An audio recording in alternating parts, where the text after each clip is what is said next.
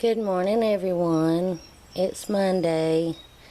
My daughter left for her trip at 6 a.m. this morning. She didn't get off work till 11 o'clock last night. She got home at about 11:30 when my son went to pick her up. And we stayed up a while helping her do her last minute packing and setting all of her snacks and her food out on the table. I think I sent enough snacks for the world.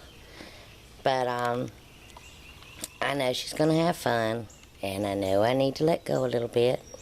I'm starting to cry again. I'm just so close to my children. Maybe one day I'll share the story about some of my childhood. So when I wanted to be a mom, I wanted to be a mom. Kids always went everywhere with us. But I know she's going to have a good time. So, I'm not going to put the camera much on me today, because here's what I look like.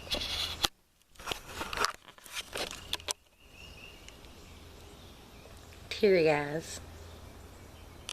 I got my hair pulled up. It's going to be hot. We got a heat wave coming through. We're going to have heat indexes near 100.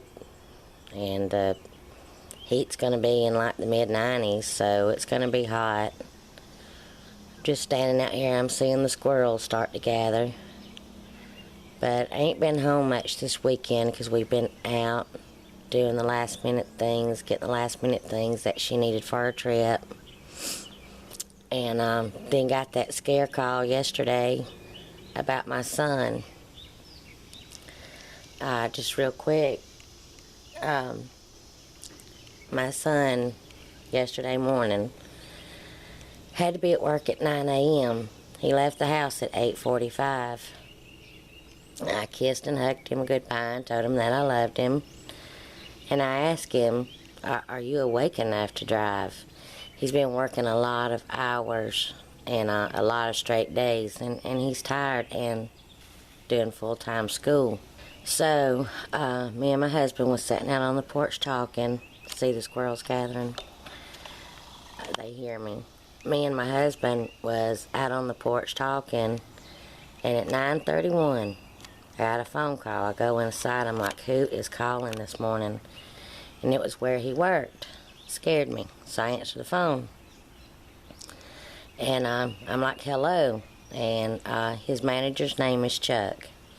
Chuck said, is Alex there? I'm like, no, he's supposed to be at work.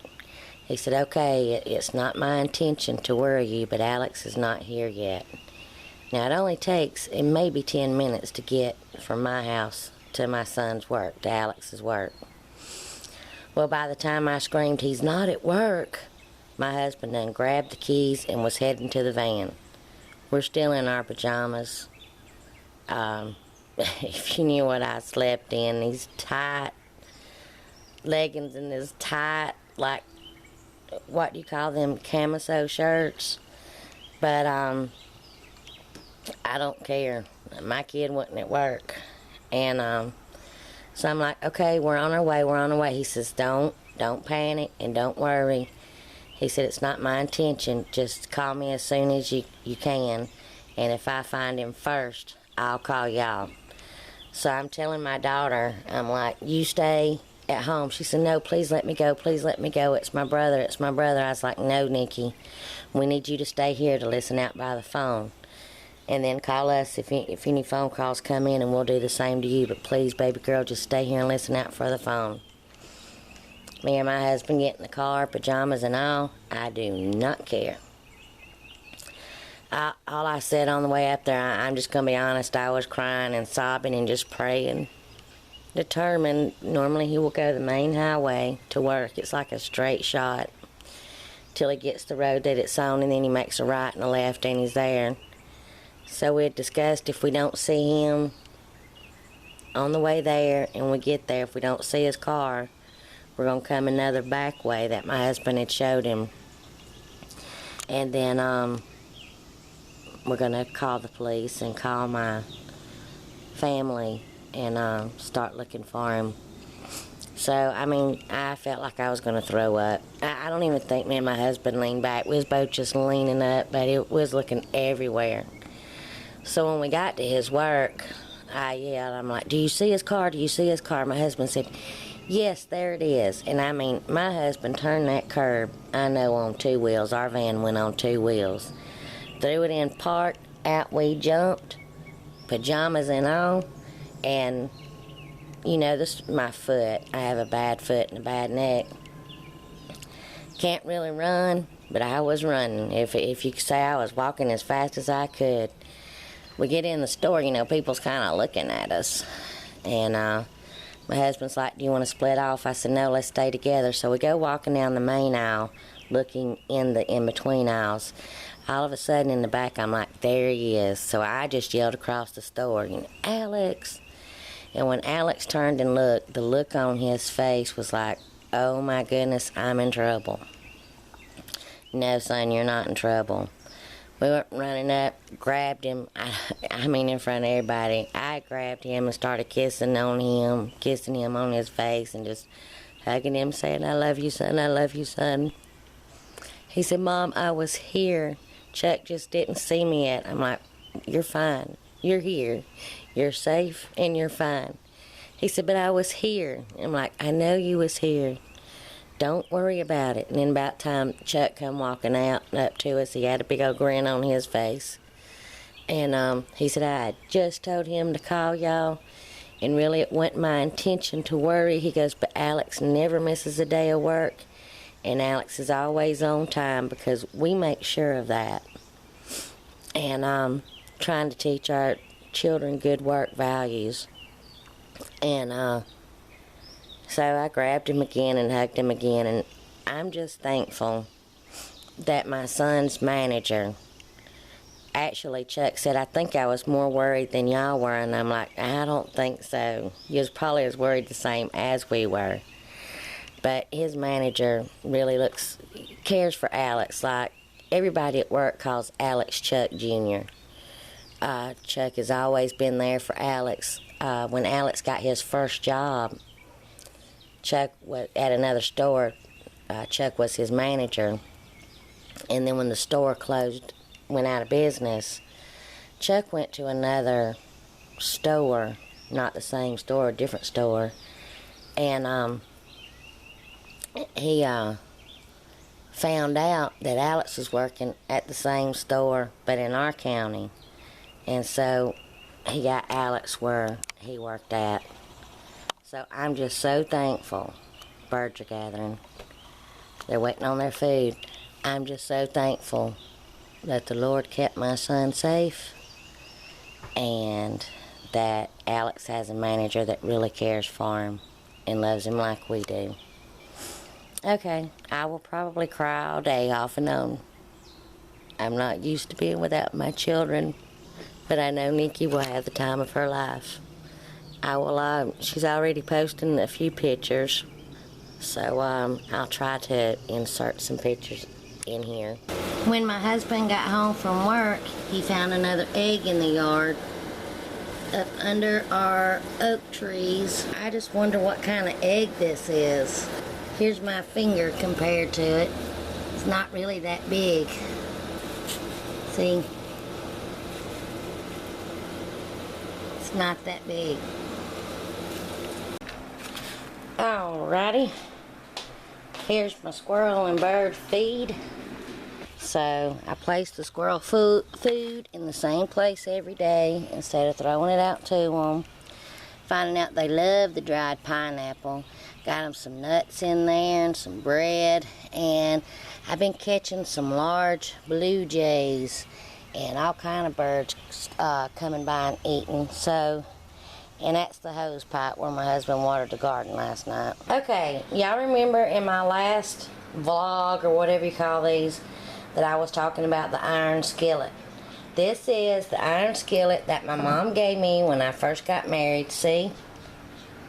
Big as my hand. Perfect skillet for cornbread. It makes just the right amount and everything. So this is what she's give me. And I've been married for 23 years. And if you'll remember, my husband gave me this big old huge iron skillet for my first wedding anniversary. You can go check out that vlog. I tell the whole story. So anyway, I decided to dig it out today and show it to you. Now this is something that I got from my mama. Now this is dirty. I haven't used it in a while. It's been stored with this big old huge iron skillet. But I used to love to make the little cornbread pones or whatever you call them in this. I may re-season this and use this. So, y'all ready for this big old iron skillet? It's dirty and it looks like some oil leaked and dried up in it. It's been under my cabinet ever since we've lived here, and we've lived here nearly 20 years. Here it is. Let me zoom you out. See, this thing is huge. There's my hand in it. It is huge. If I was to make cornbread in that, that would be enough to feed the neighborhood. And I can't even pick it up. I seriously can't even pick it up with one hand. It's so heavy. This thing is huge. You could probably fry a whole chicken in it. Let's see, it says a 12-inch skillet, large 12-inch skillet. And there's paper stuck to it. So I've thought about bringing it out, but like now I don't even know how to get that old stuck on oil off of it. Ooh, it's sticky too. Because I know you're not supposed to scrub them or anything like this. Now this pan has never been seasoned. I got it and I just put it up. So how would I, look, there's paper that's stuck to that where that oil dripped to it. That's sticky. How would I get that out and season it up? Of course, I'd have to use two hands. But anyway, this is the iron skillet that I was talking about. See, I wanted a tiny one for my cornbread. So, anyway, just wanted to show y'all. Y'all, look what I found. This is a letter that I wrote to my mom and my stepdad when we lived in a different state. When my son was a baby. See, I'm not good at writing at all. All it says is, "Dear Mama and Paul Ray, I hope you like the picture I colored for you." Now that was Alex talking. "Mom, I've been teaching him Mama, but he's been saying Mimi. I hope Ray is doing all right. Alex has been talking a lot, but you cannot understand it. Hope to see you soon. Love, Cricket and Alex." So I have it in a frame. Okay, yesterday I uploaded a video.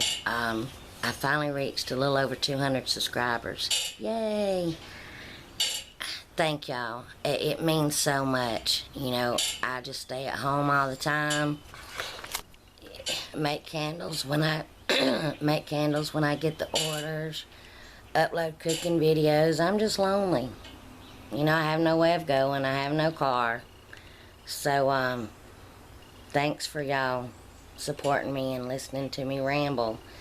But also, I'm not a good writer. As you can tell in that letter I wrote to my mom.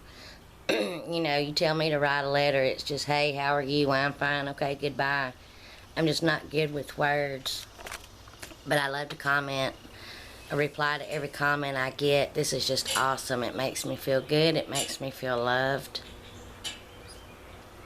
So, I posted a giveaway video. I'm going to give away some of my wax melts and a candle. So if you would like to enter, it's, you know, Cooking with Cricket giveaway. So, just go like and comment, or thumbs up and comment, and you'll be entered to win. And good luck, everyone. I love you all. I really do. I'm not just saying that. Thanks for... I've met the nicest people in the world through YouTube. Alright, everybody keep showing on their vlogs and videos of their nice fruit stands and produce markets. You know, we have a Walmart and a Kroger. And if we drive a little bit further, we may can go to Ingles and Publix. So, I want to to show you our little fruit stand. We're after some tomatoes because we don't have any ready in our garden. So I'm going to show you our little fruit stand. Hello.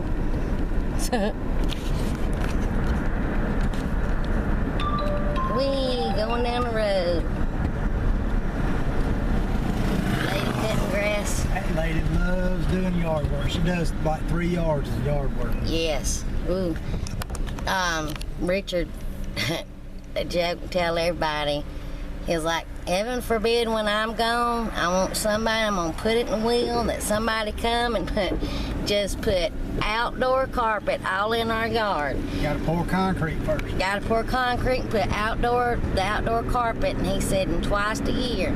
At spring, they come and lay down the green one. And at fall and winter, come take that up and lay down brown. Because Cricket ain't using no lawnmower. Nope. That house burnt. No. Well, that's sad. Here's our fruit stand. They do have some good tomatoes and boiled peanuts. Ooh, mercy, it is hot today. We've done got warnings out about the air quality and the high humidity, and the heat index is gonna get 100 or more. And y'all, our air is tore up in our van. So, see, there I am filming. We're having to ride with the windows down, but look at this. I can get it zoomed without shaking. Anyway, 100 degrees outside, y'all, and we're just in the middle of June. It's gonna be a hot one. 100 degrees. And I hope it's not this hot down in Florida where my baby girl is. Ooh, goodness. So anyway, here's some of our scenery. Trees. And it's hot.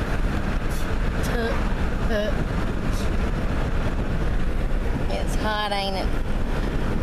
Richard's laughing at me. It's darn hot. Darn hot. It's darn hot. It's hot. But you know what? We love spring and summer. I can't stand to be cold. And I always think about how I hate the cold, and these days don't bother me so bad. right, because cold weather makes my body and my bones hurt worse. But we got us some tomatoes, didn't we? Sure enough. I'm gonna make a breakfast supper tonight. My son's gonna come home and go, ew. Homemade biscuits and gravy and bacon. See, I texted my husband and told him, could we go to the fruit stand and get some tomatoes? So when he called me at lunch, I said, we got any bacon in the freezer? So he thought I was gonna fix BLTs. No, I wanted to fix a breakfast supper because I'm craving homemade biscuits and gravy with sliced tomatoes. I'm waiting for him to gag. My favorite. So he'll eat it anyway. Oh, and we do have an Aldi that's not far from us. Oh, is that where we're going? But I don't like to buy tomatoes in a store. They always taste green.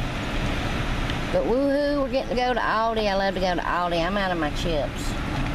I love plain chips, and they have the best plain potato chips. And I know this is terrible, but I don't sleep well at night. I'm a night owl. So about 11:30, I go to munching on plain potato chips.